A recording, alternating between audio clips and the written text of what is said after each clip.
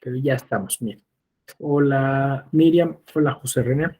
Buenas tardes. Buenas tardes. Buenas tardes. Buenas tardes. Buenas tardes. Vamos a dar inicio a este nuevo módulo del Diplomado en Argumentación Jurídica. Hoy toca abordar un tema. Hola, Ana Cristina.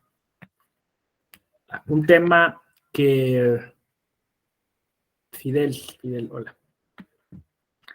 Que es novedoso y de alguna forma plantea también retos a la argumentación jurídica.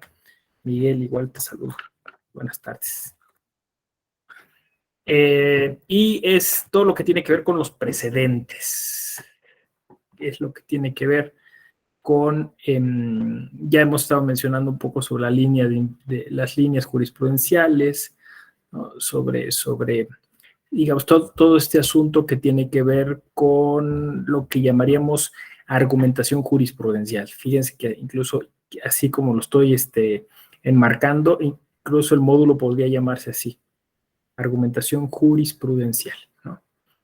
Entonces, vamos a trasladarnos un poquito a la sede judicial, ¿no? Vamos a dejar poquito, digamos, de lado en esta sesión el tema del fenómeno social, de la argumentación dentro de la práctica exterior, y vamos a meternos al tema de los criterios y todas estas cuestiones, ¿no? Entonces, bueno, lo que podemos decir es que México está transitando por una transformación en esta materia, ¿no? Estamos en tránsito quizá de llegar a un sistema distinto al que tenemos, y bueno, pues esto representa algunos retos, inclusive para el Tribunal Electoral del Poder Judicial de la Federación. Me explico de inmediato, ¿no? Pues hay una serie de presupuestos teóricos que existen desde hace mucho tiempo, a propósito de la fuente denominada jurisprudencia, ¿no? Es decir, lo que producen los jueces, la argumentación que producen los jueces, eventualmente se torna normativa. Así lo podemos enunciar, ¿no? Es decir, se tornan un marco referencial normativo. Entonces, dependiendo la época, dependiendo el sistema jurídico, lo que los jueces dicen tiene un peso mayor o menor, ¿no? Y tiene una vinculatoriedad mayor o menor, ¿no? Eso es lo que podemos decir. Ahora, esto, como lo estoy mencionando, pues es de larga data, ¿no? O sea, podemos encontrar los principios incluso en el propio derecho romano. En el propio derecho romano, pues de alguna forma toda esta cuestión casuística porque tiene que ver con casos, y casuística porque tiene que ver con la práctica jurisdiccional, ¿no? Con el hecho de decidir sobre un conflicto. Todo esto, bueno, pues integraba una fuente del derecho, ¿no? En la teoría del derecho occidental, en la clásica, pues estas fuentes juegan un papel importante para explicar de dónde surge el derecho. Ya se ha dicho muchísimo en torno al sistema denominado civil law, para contrastarlo con el common law. En el civil law, la ley es una de las fuentes primordiales, prioritarias, y supedita a las otras fuentes, ¿no? Es decir, la ley dice cuándo la jurisprudencia tendrá efectos normativos, la ley dice cuándo la costumbre lo hará, que es justo lo que vimos el día de ayer, y la ley dice cuándo, incluso la doctrina puede también tener eventualmente ese efecto, ¿no? Entonces, esto es lo que básicamente genera en nuestro sistema de civil law una serie de actividades tendientes a determinar cuando la jurisprudencia se torna fuente del derecho, ¿no? En el common law, la fuente jurisdiccional, valga la expresión, la jurisprudencia, tiene un efecto más inmediato, más directo. También ahorita vamos a explicar un poco a propósito del mito del common law sobre la jurisprudencia, pero bueno, digamos que a grandes rasgos esa es la idea, ¿no? O sea, es decir, si tú te encuentras dentro de alguno de los países que todavía tiene un sistema derivado de la concepción jurídica inglesa, británica, ¿no? Como es el caso de los Estados Unidos, Australia, se me va ahí algún otro país que tiene, bueno, sobre todo los que conquistó Inglaterra, donde aplica el common law. Bueno, pues el precedente judicial tiene un peso mucho mayor que lo tiene dentro del civil law, ¿no? Entonces, en Roma, como ya explicaba, voy a decir un poquito de historia del derecho, porque a lo mejor eso nos ayuda también un poquito a entender el contexto actual, ¿no? Roma basaba su famoso sistema juris en los jueces, ¿no? Estos jueces que eventualmente se volvieron jueces que transitaban a lo largo del territorio y no se quedaban simplemente estáticos en un lugar. Estos pretores, ¿no?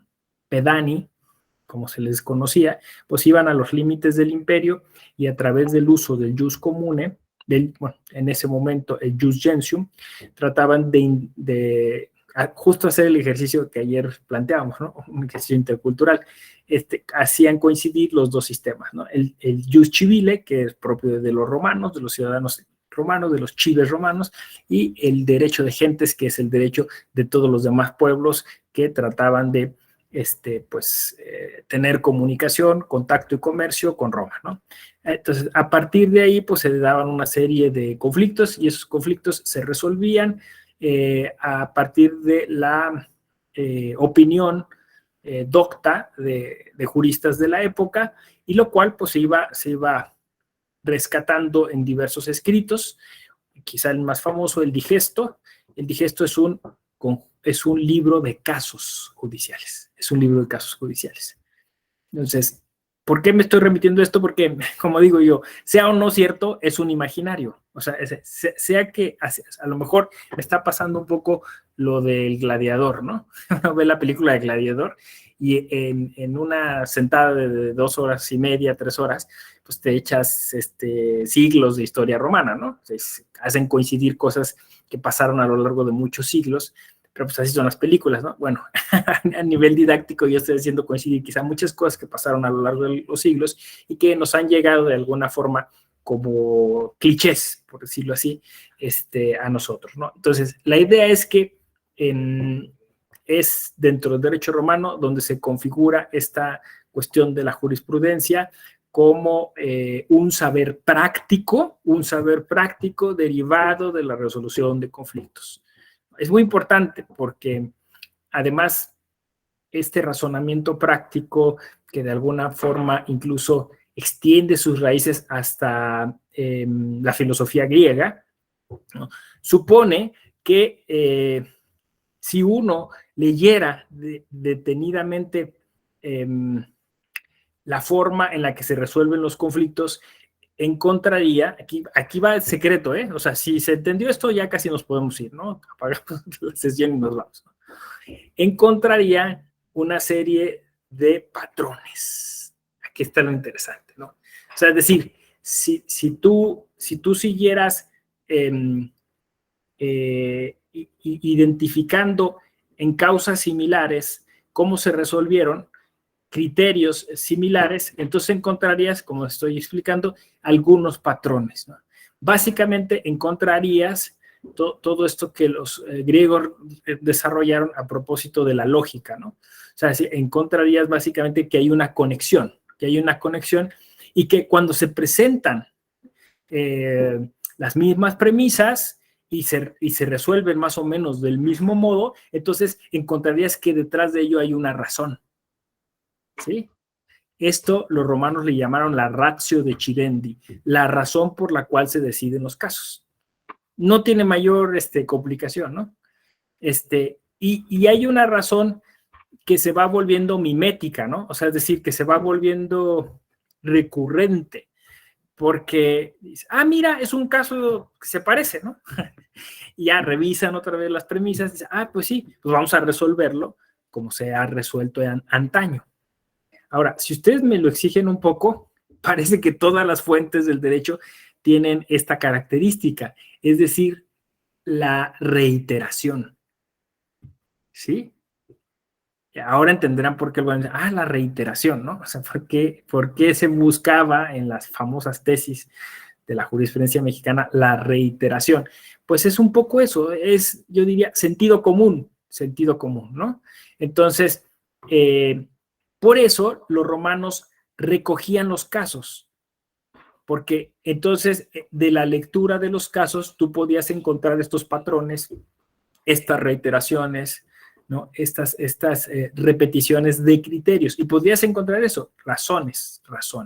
¿Qué tiene que ver con la argumentación? O sea, es decir, básicamente el Digesto, pues era un libro de argumentación, ¿no? O sea, es un libro donde se encontraban argumentos de por qué los casos se debían resolver de un modo. Ahora, ciertamente, para acelerar estas cosas, había ciertos atajos, ¿no? Uno de los atajos es, si uno de los juristas más chidolidos de la época resuelve casos, ¿no? Entonces es muy posible que ese jurista que goza de autoridad moral, goza de prestigio porque siempre resuelve bien los casos, pues es más fácil que los casos que resuelva posteriormente los resuelva de manera adecuada y correcta, ¿no? Entonces, van estos atajos, es que, bueno, lo dijo Celso, ¿no? Lo dijo Ulpiano, lo dijo Quintiliano, ¿no? O sea, estos juristas que tienen como prestigio, es más fácil que se les atribuya éxito en la resolución de los conflictos. Entonces, el famoso jurista Gallo, ¿no? Por ejemplo, que recuerda, que además Gallo era africano. Es una historia apasionante. Gallo era africano y claro, eso te cambia toda la historia del derecho romano, ¿no? O sea, Gallo era negro.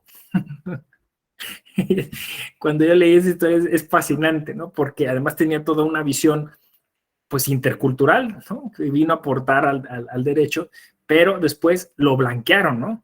Es decir, a nosotros nos llegó la idea de un Gallo totalmente grecolatinizado, ¿no? Bueno, pero esa es otra historia. Bueno, así como decía, el jurista Gallo, ¿no?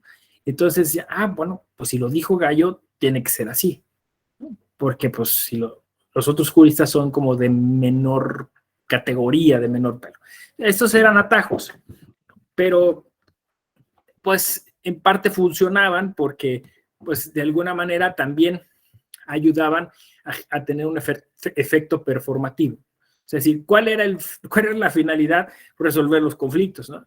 Y entonces, si alguna de las partes decía, es que el conflicto se está resolviendo por un dictamen de Gallo, ¿no? Entonces, no, pues sí debe ser así, ¿no? Y entonces también generaba como una especie o tenía un efecto pacificador, ¿no? Entonces, bueno, pues esta era la vida del derecho romano. Quien haya llevado derecho romano, quizá ahora está recordando un poco estas clases, que tienen que ver más con la historia del derecho romano que con el derecho romano en sí, ¿no?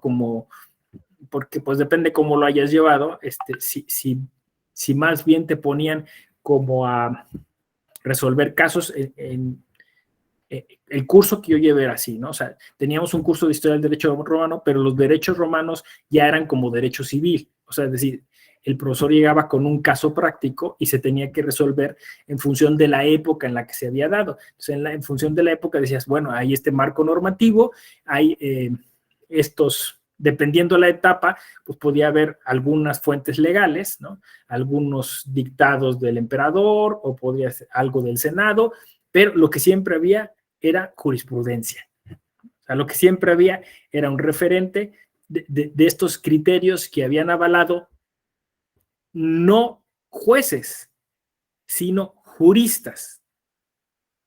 ¿Sí? Lo digo porque nosotros después dividimos la jurisprudencia, ¿no? O sea, y hoy por eso es confuso, porque cuando se referían a la doctrina del tribunal, se están refiriendo a la jurisprudencia. Pero, o sea, es decir, hay ahí un asunto en donde esto es bien peculiar. En Roma los jueces no eran parte del Estado, porque, bueno, tampoco había una idea de Estado, ¿no? Los jueces pertenecían, más bien eran como árbitros, ¿no? De hecho, el libro se llamaba Arborum Judiciorum, ¿no? Y se podían llamar, insisto, jurisconsultos, juristas, árbitros o jueces, ¿no? Entonces, la gente iba a resolver sus conflictos con la persona que más confianza les generaba. Y entonces, esa persona decía, déjenme el asunto, yo lo voy a estudiar y vengan en tantos días por la resolución, ¿no? En algunas etapas de la historia del derecho romano, estos juristas estaban en su casa, realmente, y el corre y ve y dile, o sea, el funcionario, el profesionista que llevaba los dictámenes del jurisconsulto a las aulas judiciales, era el abogado. Por eso se llama advocatus, el que habla en nombre de, ¿no? ¿Qué mandó decir Gallo? Aquí, a ver, Gallo dice que... Bueno, entonces, en algunas etapas históricas, el jurisconsulto daba su dictamen, el abogado lo llevaba y el juez básicamente nada más lo asentaba, ¿no? Entonces, y era más como una especie de arbitraje, ¿no? Pero bueno, digo, es amplísima la historia del derecho romano. Lo que quiero es que nos quedemos un poco, como decía yo, con los imaginarios, ¿no? Con las cosas porque ahora leemos teoría del precedente y vienen los latinazgos, vienen las cosas y no se llega a entender a profundidad cuál era el sentido común de por qué se incorporaron ciertos conceptos, ciertas cosas, ¿no?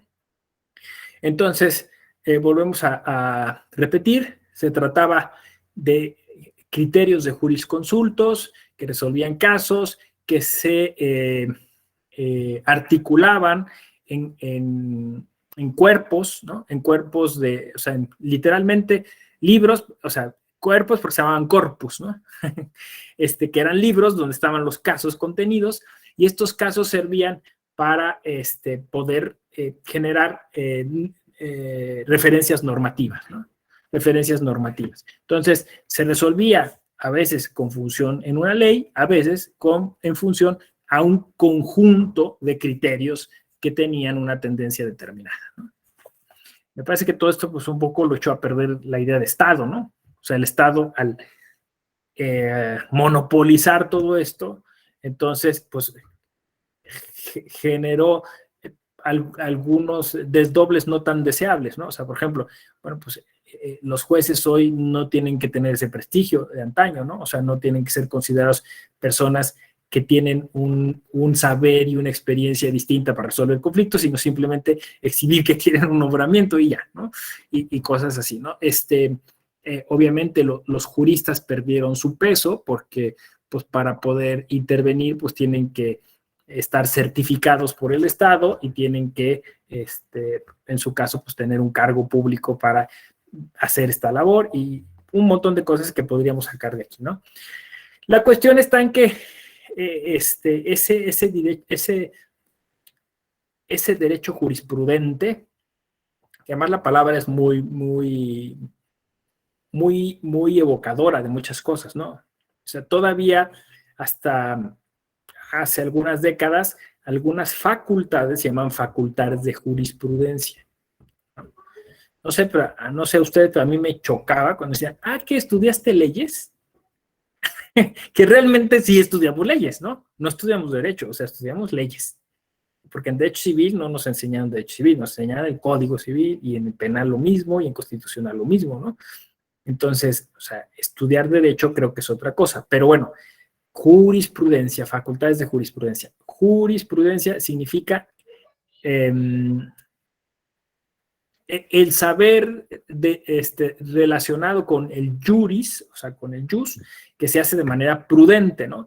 O sea, es decir, la virtud de la prudencia, o sea, había un elemento de ética, ¿no? Jurisprudencia, jurisprudencia. Fíjense que todavía en el common law, la palabra jurisprudencia hace referencia a una labor teórica, filosófica, muy importante, ¿no? De hecho, no se habla tanto de filosofía del derecho, se habla de jurisprudencia, ¿no? Y bueno, se entiende más ampliamente. Nosotros, fíjense qué pobreza, ¿no? Jurisprudencia es, a ver, pásame la tesis. De verdad, es una pobreza tremenda, ¿no? O sea, cuando la palabra es vasta, ¿no? Generosa, ¿no? O sea, es decir, es un saber, es el saber de los doctos en derecho, ¿no?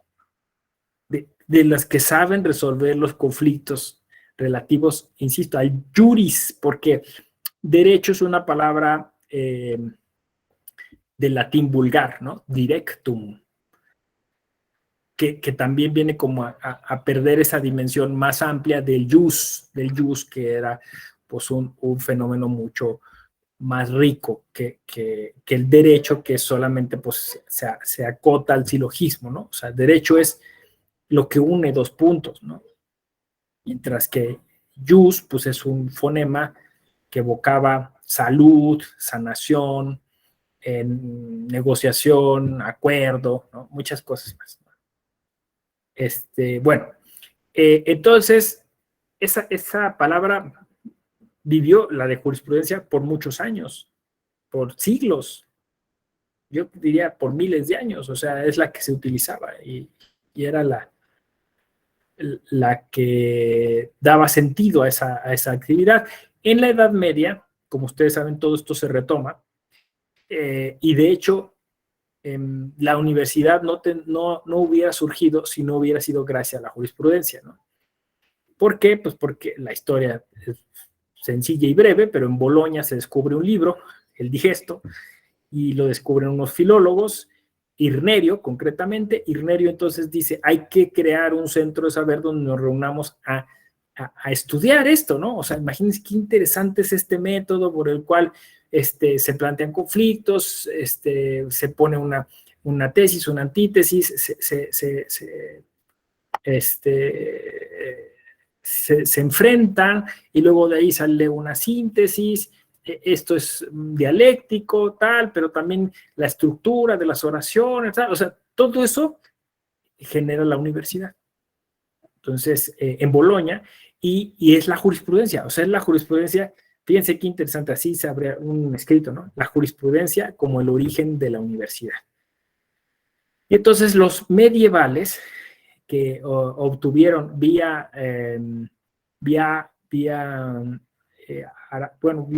lo árabe, porque como sabemos, cae Roma y todo se traslada a Bizancio, y en Bizancio es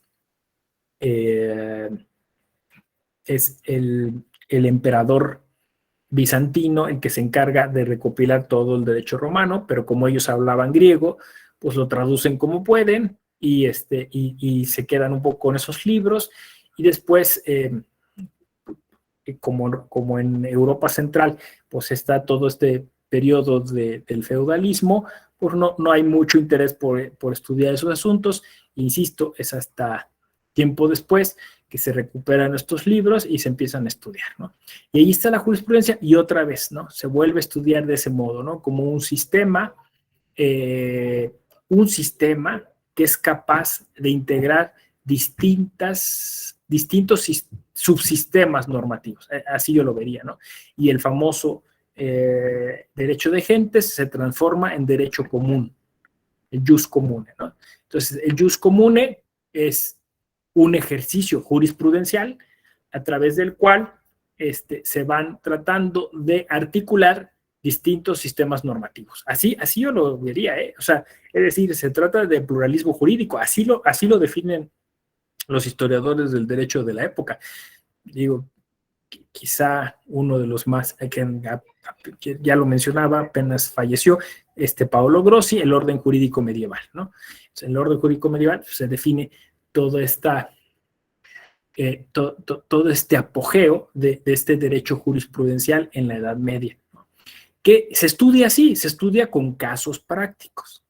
O sea, se estudia generando en los estudiantes la habilidad para identificar,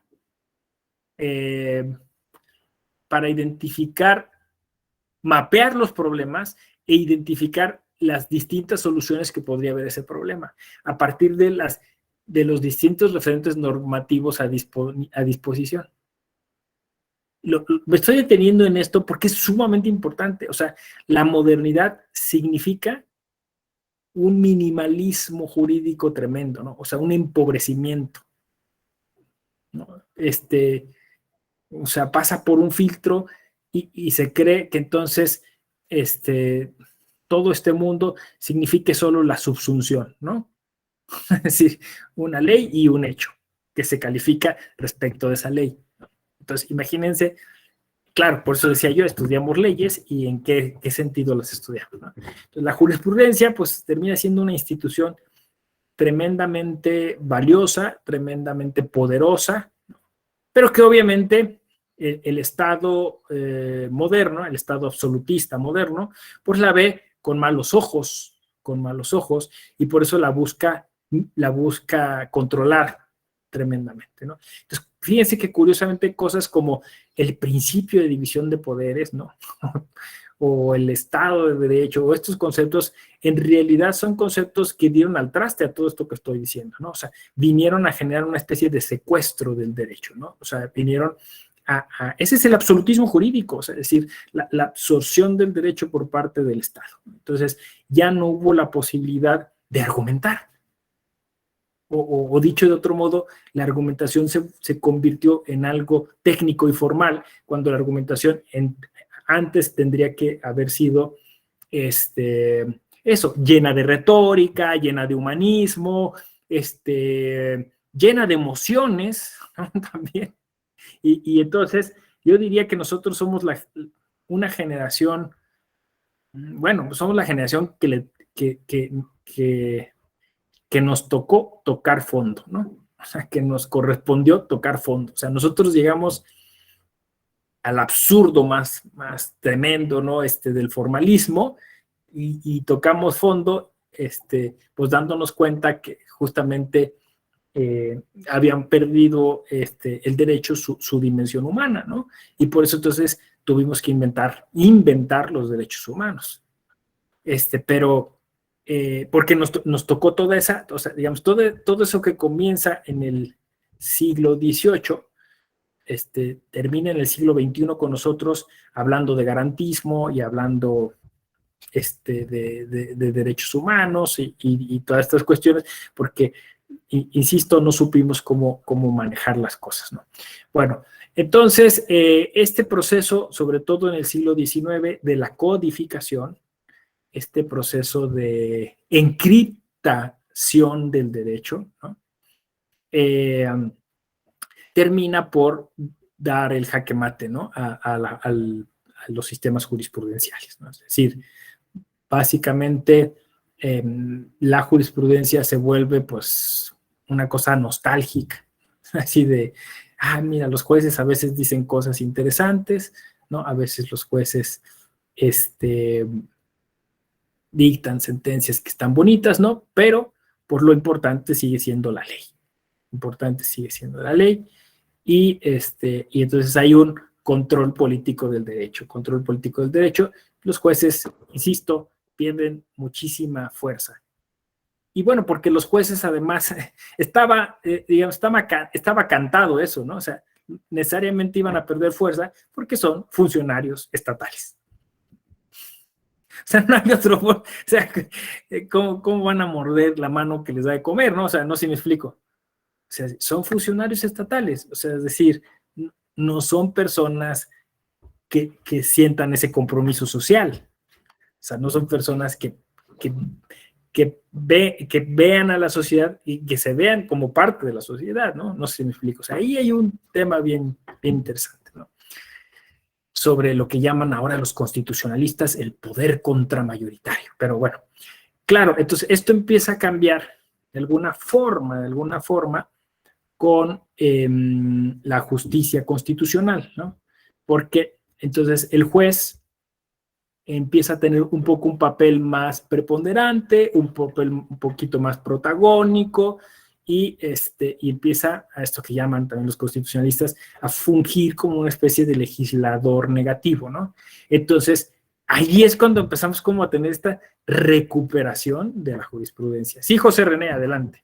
Sí, muchas gracias. Perdón que lo interrumpa, pero me surge una inquietud con respecto al planteamiento de los jueces, sobre todo en el caso de Estados Unidos, Norteamérica, que son electos. Ya no son servidores públicos. Frente a esta situación que incluso Alex de Tocqueville ya planteó, Alexis de ¿no? Tocqueville, ajá. Sí, La democracia en América.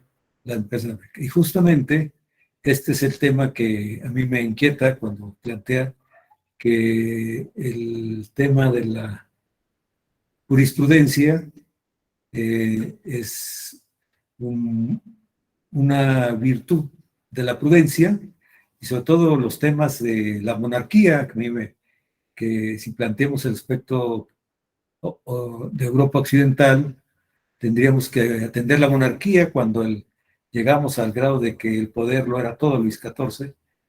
Yo soy el Estado, hasta ese nivel.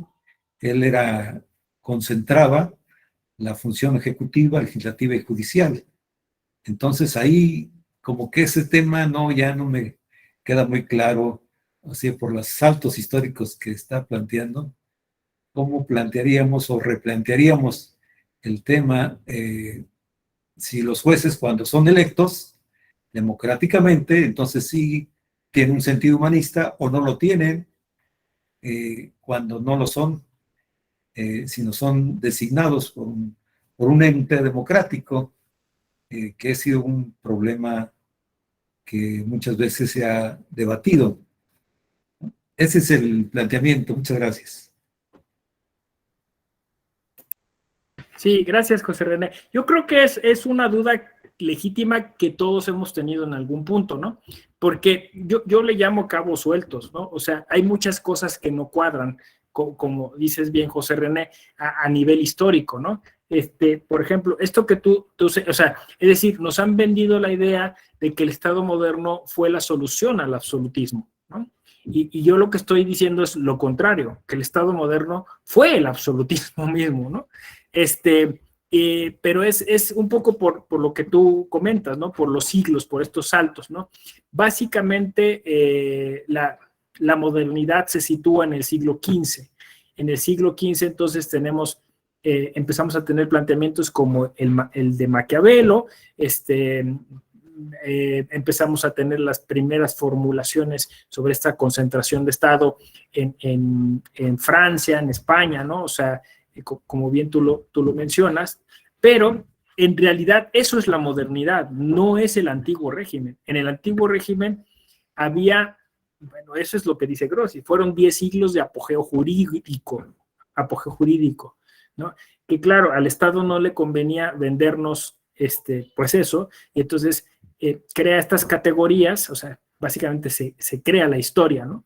Y crea estas categorías donde dicen, es un pasado oscuro, es un pasado de mucha ignominia, de mucha esclavitud, ¿no? Y nosotros nos compramos toda esa idea, pero ¿no les suena raro que hayan sido 10 siglos donde no hay mayor problema, no hay mayor... Entonces, la idea es que más bien era un apogeo de una serie de centros neurálgicos del derecho, ¿no? O sea, es decir, el poder no era fundamental. Claro, o sea, uno va a decir, bueno, la iglesia, sí, pero la iglesia no concentraba un poder político, o sea, era otro tipo de poder, ¿no? Un poder espiritual, podemos decir. Y entonces había, como lo explican los historiadores del derecho, múltiples constituciones, ¿no? O sea, uno ve, por ejemplo, en el derecho indiano, ¿no? O sea, si uno busca en el Archivo General de la Nación la palabra constitución, pues vas a encontrar cientos de constituciones, la constitución del Colegio de Abogados, la constitución de la Universidad Pontificia, o sea, es decir, hay muchas corporaciones. Casi tú te juntas con tus cuates y haces una corporación y le haces una constitución y eso es un estatuto jurídico.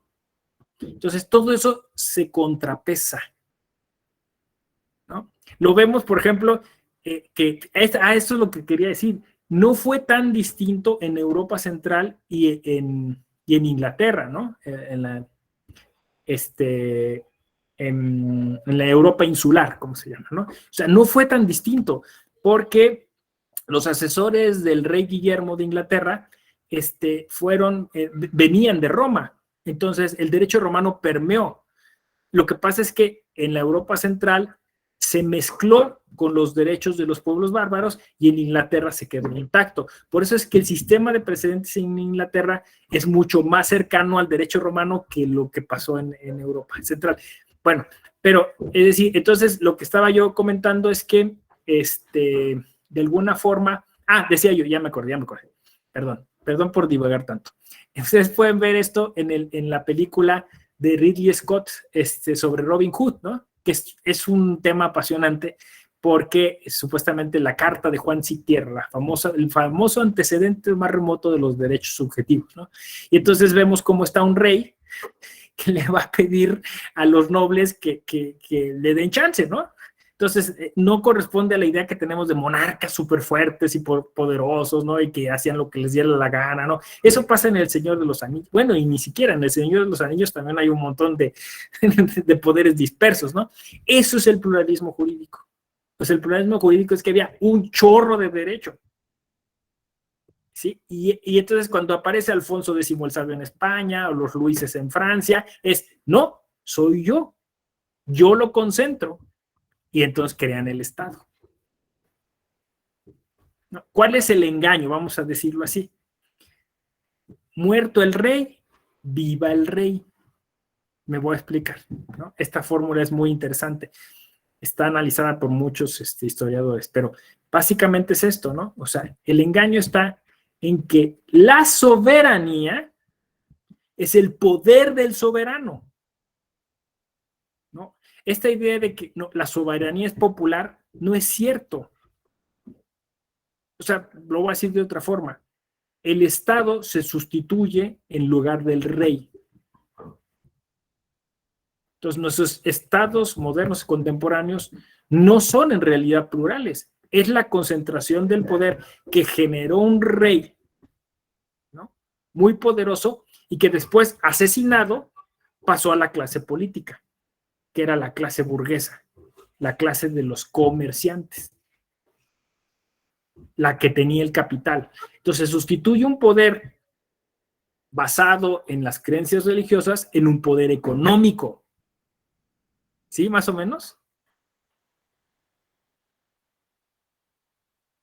Ese es el tema. Entonces, fíjense, porque dicen, soberanía, entonces, los tratadistas, soberanía popular, ¿quién es el pueblo?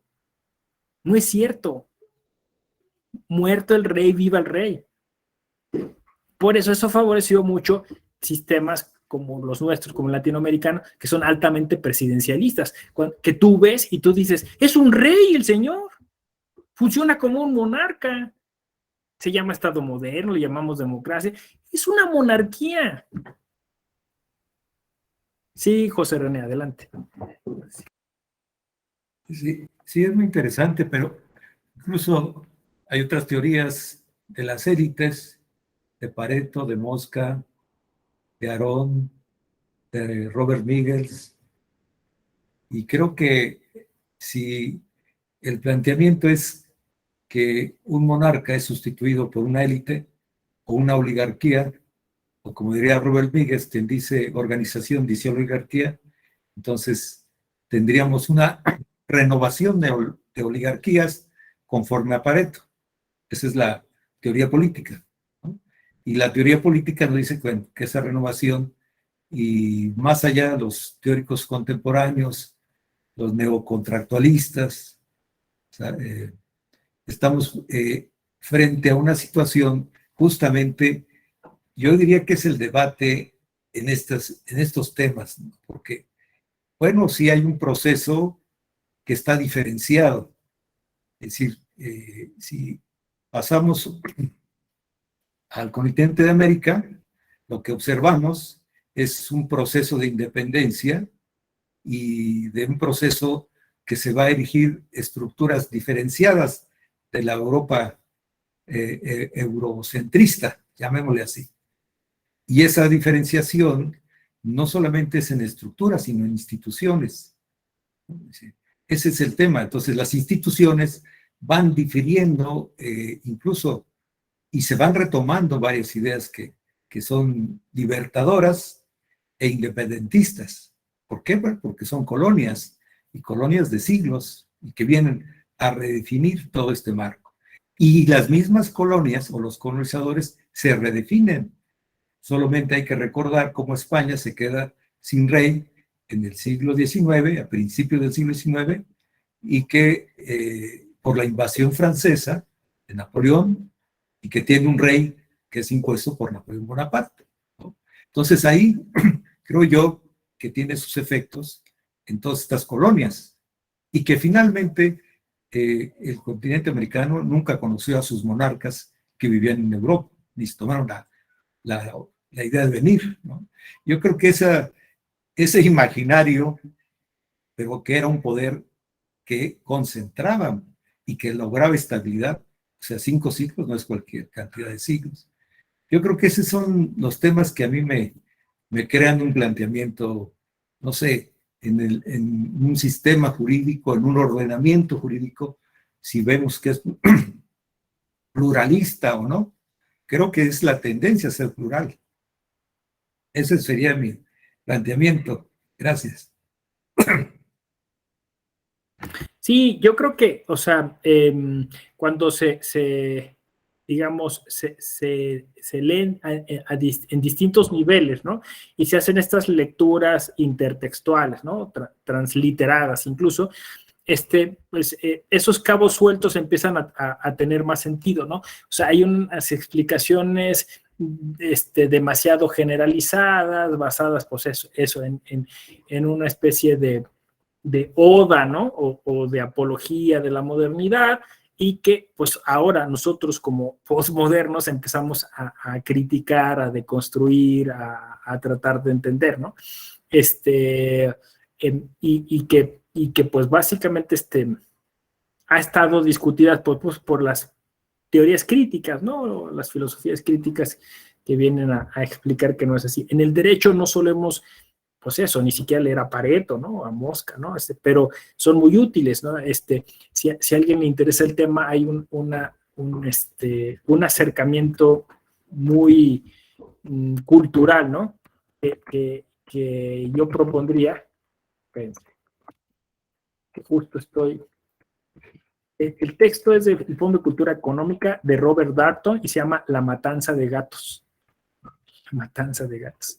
Y él cuenta un poco desde la cultura popular cómo es que se vio pues la Revolución Francesa y toda esta idea, ¿no? De la creación del Estado moderno a partir de un hecho que se dio en París, ¿no? Con pues un señor que tenía un taller y sus trabajadores, ¿no? Pero bueno, hay muchas otras rutas o caminos que se pueden seguir para hacer una crítica al Estado moderno, que creo que es urgente, ¿no? Para entender esto. Entonces, la estamos haciendo ahora porque quizá la irrupción del Estado moderno generó en nuestra área, que es la del derecho, una reducción, como decimos, ¿no? Que no quiero caer en el cliché, pero o sea, que llevó a la idea del juez como boca de la ley, pero bueno, es que es la imagen más acabada que tenemos de eso, ¿no? O sea, es decir, los jueces terminan siendo funcionarios del Estado y terminan un poco solamente repitiendo la ley, ¿no? Esa es la idea, ¿no? Entonces, ¿qué potencial, qué riqueza, qué importancia puede tener la jurisprudencia sí es simplemente la lectura de la ley. ¿Sí? Más o menos.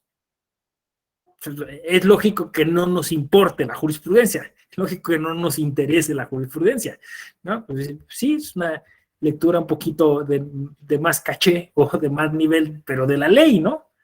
Entonces, claro, insisto, con la llegada de la justicia constitucional, pues empezamos a decir, bueno, pero el juez eventualmente puede decir que la ley es inconstitucional, el juez puede decir que la ley es injusta, la puede dejar de lado, ¿no? Por ahí estaba viendo un meme, ay, a ver si me acuerdo, ¿no? Es que ven que ahora con pues, todo el asunto de la prisión preventiva oficiosa y si le iba a entrar o no a la corte y todo ese rollo, salieron muchos memes, ¿no? Porque creo que uno de los que tuiteó algo decía así, o sea, era reiterativo el tweet y decía algo así como, y entonces si la corte vota con mayoría relativa, entonces quedará la prisión preventiva oficiosa fuera del sistema, ¿no? Y reiteraba así, ¿no? Ya ven cómo son los abogados, ¿no? De que quedaría fuera del sistema y entonces sería erradicada del mismo y se iría de aquí. Ya lo dijiste de la primera vez. Entonces, el meme era algo así de... Ay, no me acuerdo, pero bueno, con lo que quiero decir es que con la entrada de la interpretación constitucional se permitió pues ya pensar que la jurisprudencia pudiera tener un papel más determinante, ¿no? Nuestra generación ya le tocó esto, ¿no? O sea, ya le tocó, por ejemplo, decir, oye, pero lo que la Corte Interamericana está diciendo sobre esta institución o sobre este derecho es distinto a lo que nosotros concebimos en México. Ya nos tocó, incluso, bueno, pues hay gente que está haciendo tesis sobre eso, ¿no? En la UNLA están haciendo un par de personas tesis sobre eso, ¿no? Sobre el derecho convencional que no ha llegado a permear en los derechos nacionales. Y ya nos llamó la atención, no sé, a lo mejor ustedes se acordarán, cuando decían, hay que ir a ver la jurisprudencia de la Corte Interamericana, ¿no? Y uno buscaba las tesis, ¿no? ¿Dónde están las tesis de la Corte Interamericana? Pues no, o sea, son las sentencias de la Corte Interamericana y dentro de las sentencias pues vas a encontrar la ratio decidendi, ¿no? O sea, los criterios que son relevantes, ¿no? Y entonces empezó a hablar de obiter dicta y todas las cosas que tenían que ver con la idea del precedente. Y por eso digo, somos una generación en donde la jurisprudencia empezó a tener un papel distinto, ¿no? En donde ya le empezamos a poner más atención, ¿no? Y entonces salimos un poco de nuestro chauvinismo jurídico, porque esta idea de las 5 ejecutorias, ¿no? O de la contradicción de tesis que nos viene del siglo XIX, que además no tenía ninguna razón, o sea, ¿por qué 5, no? Cuando el Tribunal Electoral son 3, ¿no? Dice, pero ¿por qué no 7? ¿Por qué no? Pues es algo que se les ocurrió, ¿no? Y lo asumimos así como un dogma y lo fuimos trayendo, insisto, del siglo XIX hasta hoy, ¿no? Además, hay otra cosa, una relación intrínseca entre estos temas y el amparo. O sea, como que no puedes deslindarlos y si hablas de jurisprudencia, necesariamente tienes que hablar de amparo.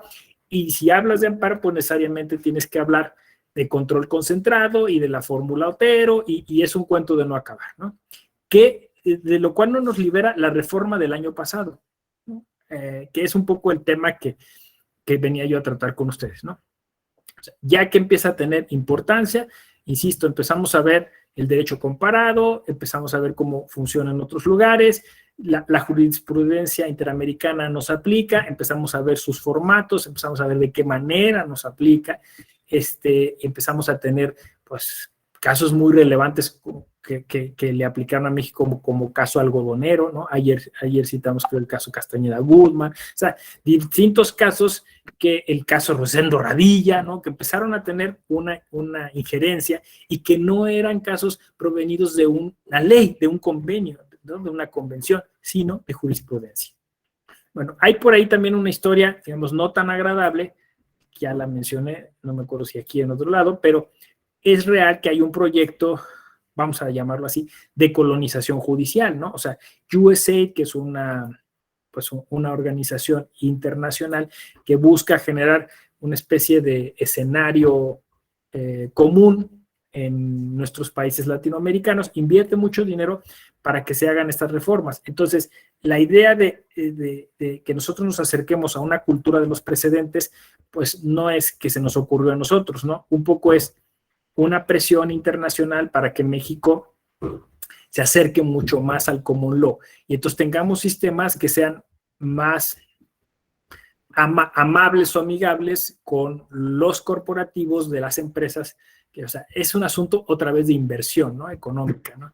Entonces, la reforma del año pasado, como ustedes saben, o sea, ya nos coloca en un trayecto que nos llevaría hacia una cultura del precedente, aunque hoy por hoy pues nos encontramos en una cultura híbrida. La Suprema Corte, a partir del año pasado, ya puede determinar en los asuntos que tiene, solo con una decisión, jurisprudencia, ¿no? Ya no tiene que ser reiterada y obviamente en las controversias, en las contradicciones, perdón, las contradicciones de tesis, pues una vez resuelta, ya no son contradicciones de tesis, sino contradicción de criterios, ¿no? Pero hay todavía muchas cosas que no se sabe cómo se van a resolver porque tienen que ver más con temas culturales, ¿no? Este desprecio de la jurisprudencia pues ha llevado a que, por ejemplo, todas las autoridades que debieran tener este deber de obediencia, así se le llama en la doctrina, el deber de obediencia, pues no lo siguen, ¿no? La idea es que si la Corte lo dicta, pues se convierte en una norma constitucional. Pero pues, insisto, ustedes saben el nivel de incumplimiento que muchos congresos locales tienen respecto de las ejecutorias de la Corte, ¿no? Entonces, no funciona plenamente el sistema de precedentes.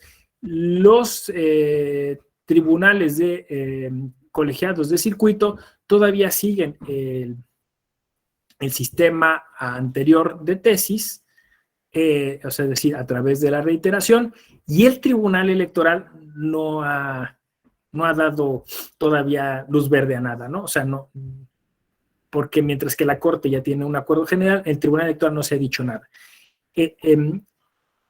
El actual presidente del Tribunal Electoral es de la idea de que pues, se pase a un sistema de precedentes, pero, insisto, hasta el día de hoy todavía no hay nada, ¿no? Entonces, esto pues, supone un nivel de argumentación mucho más interesante, porque como ustedes podrán presumir en este mismo instante, pues esto supone articular, encadenar argumentos, ¿no? Entonces, si los criterios de una sentencia de los tribunales constitucionales generan esta especie de control de coherencia, ¿sí? O sea, si el juez dicta una sentencia basándose en unos presupuestos, cuando esos mismos presupuestos se encuentran en otro caso de manera similar, pues tiene que ser coherente y dictarlo de la misma manera. No sé si me explico. Y si va a cambiar de criterio, pues entonces tiene que haber un mecanismo para argumentar por qué cambió de criterio. Entonces, se trata de, vamos a decirlo así, un sistema basado en una argumentación que volvería a las bases de la propia institución de la jurisprudencia, ¿no? Es decir, la reiteración, la coherencia, la identificación de patrones que se repiten, ¿no? Una serie de cuestiones que serían importantes.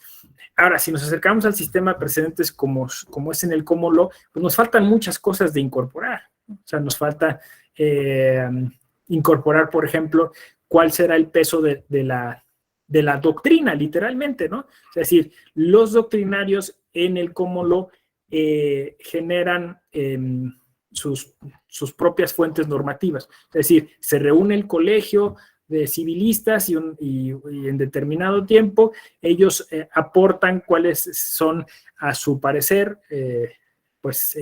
las cosas que se deberían de tomar en cuenta para el sistema legal respecto de esa materia que es el derecho civil, ¿no? Entonces, estos colegios pues, en México no operan, ¿no? O sea, no tenemos la colegiación.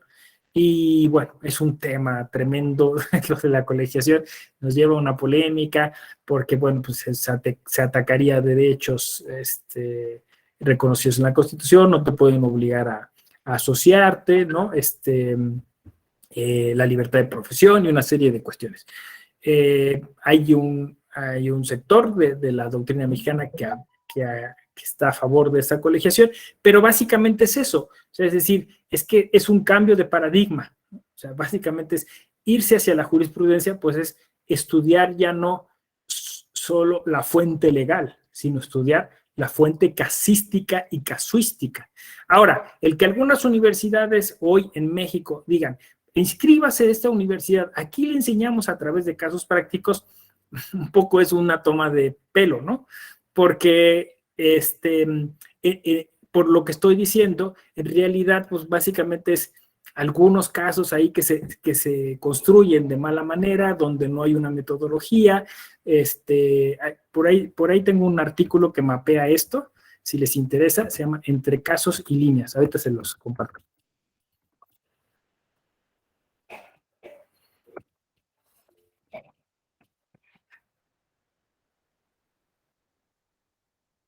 Y entonces, pues es un gancho, ¿no? Pero en realidad no hay un verdadero estudio de fondo de cómo se... Es lo mismo de las salas orales que pusieron muchas universidades. Ana Cristina, adelante. Hola, doctor, hola a todos.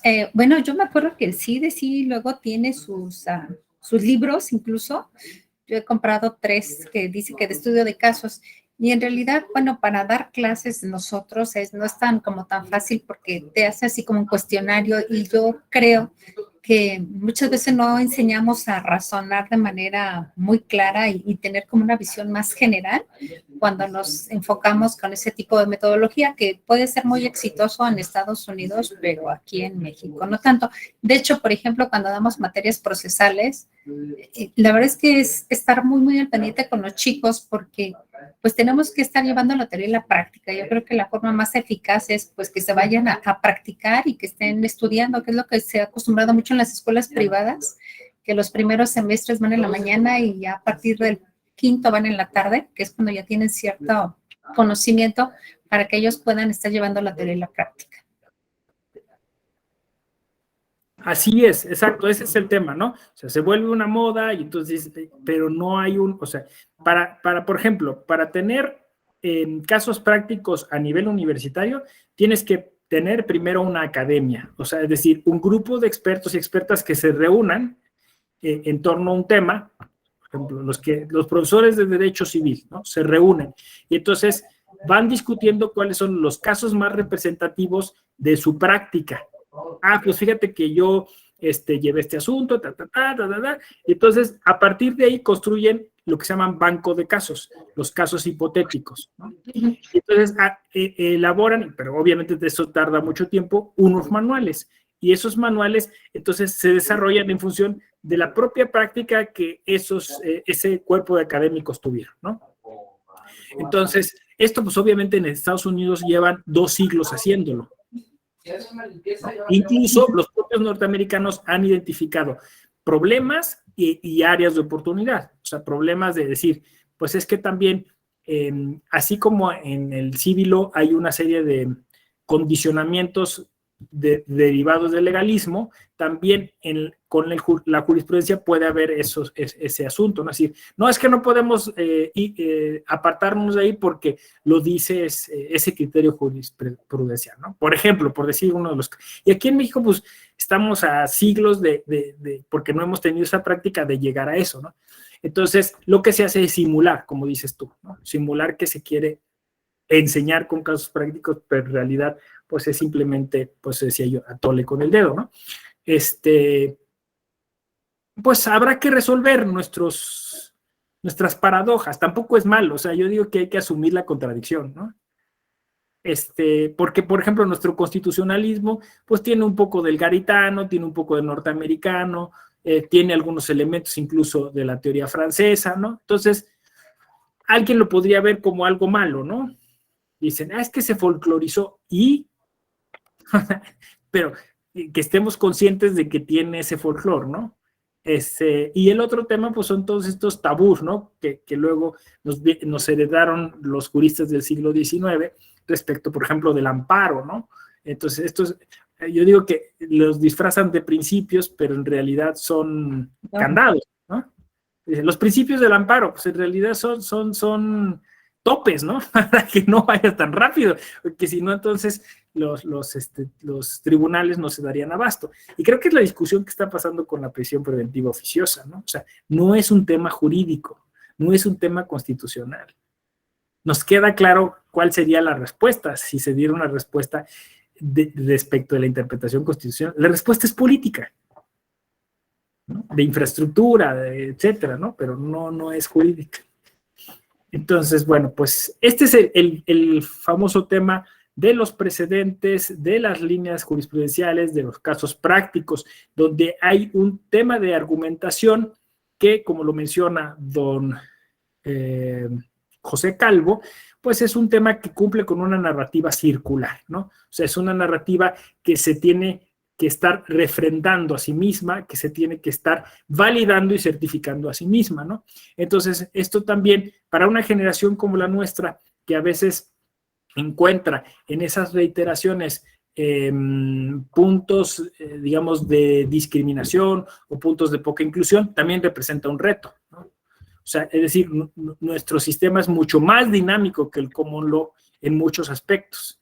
Y entonces, un sistema de precedentes copiado literalmente de los Estados Unidos también representa un riesgo tremendo, ¿no? Los Estados Unidos en muchos puntos son sumamente conservadores. Y lo acabamos de ver con la sentencia esta de Wade, ¿no? A propósito del aborto, ¿no?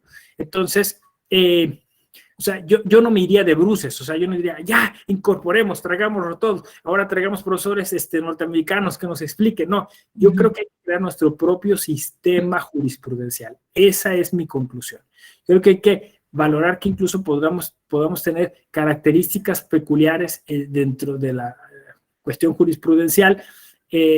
Por ahí lo ven como una crítica el que las tesis en su momento fueran un corpus totalmente distinto de la sentencia, ¿no? O sea, la tesis puede decir algo que la sentencia no dijo, ¿no? Entonces alguien lo veía como malo. Pero ¿y si lo asumiéramos como algo normal, ¿no? Yo preferiría que mejor atacáramos prácticas tan nocivas como, oye, pásame 2 jurisprudencias que suenen para ponerlas en la demanda, ¿no? Que eso sí es muy nocivo, ¿no? Porque básicamente se trata de engañar, no se trata de entender cuáles las razones de argumentar teniendo un respaldo detrás. No sé si me explico. ¿Sí? Entonces, creo que esos son los retos y están interesantes. Yo les dejaría, digamos, como conclusión de este módulo, el que pongamos más atención en eso. O sea, en un diplomado de argumentación jurídica, decir, pues más que estarnos preocupando sobre las fórmulas, yo me preocuparía sobre los modelos epistémicos en donde la jurisprudencia puede llegar a ser una gran área de oportunidad, pero no lo está haciendo en este momento. ¿Sí? Bueno, pues vamos a dejarlo aquí. El viernes vamos a cerrar con la conferencia, para esta conferencia de clausura. Les veo ese día a las 7 de la noche. No sé si hay alguna pregunta relacionada con los módulos que hemos tenido ahora, con el trabajo final, con lo que gusten y manden. Estoy aquí a sus órdenes, díganme, cuéntenme. ¿Todo bien? Doctor, sí, Ana yo Cristina. el viernes no voy a poder estar porque tengo clases, pero tengo esa duda de nada más y muy preciso. Para el trabajo final decía que no era mucho, nada más que sí había que ponerle fuentes. O sea, hay que responder la pregunta que viene ahí en el correo, ¿no? Sí, que le den un poco de estructura, o sea, que le pongan 1, 2, 3, ¿no? Yo recomendaba así, o sea, que lo seccionaran, que le pusieran, por ejemplo, pues una introducción, un planteamiento, lo desarrollaran el tema y unas conclusiones, y exacto, ¿no? Poner un poquito las fuentes consultadas, con el sistema APA en las citas, agregar el nombre del autor o del libro que se está consultando, y con eso, ¿no? O sea. Ok. Perfecto. Pues muchísimas gracias por esta tarde-noche, que es un concepto discutible, que es la tarde-noche. Lo pregunté en Twitter. Hay quien me dijo que empieza después de las 5, hay quien me dijo que indefectiblemente es a las 7, y hay quien dijo que eso no existe, que es una invención de mentes insanas. Bueno, bonita tarde-noche, nos vemos, gracias, cuídense mucho. Gracias, hasta luego. Buenas noches, doctor. Buenas noches a Buenas noches. todos. Buenas noches, bye. Hasta luego.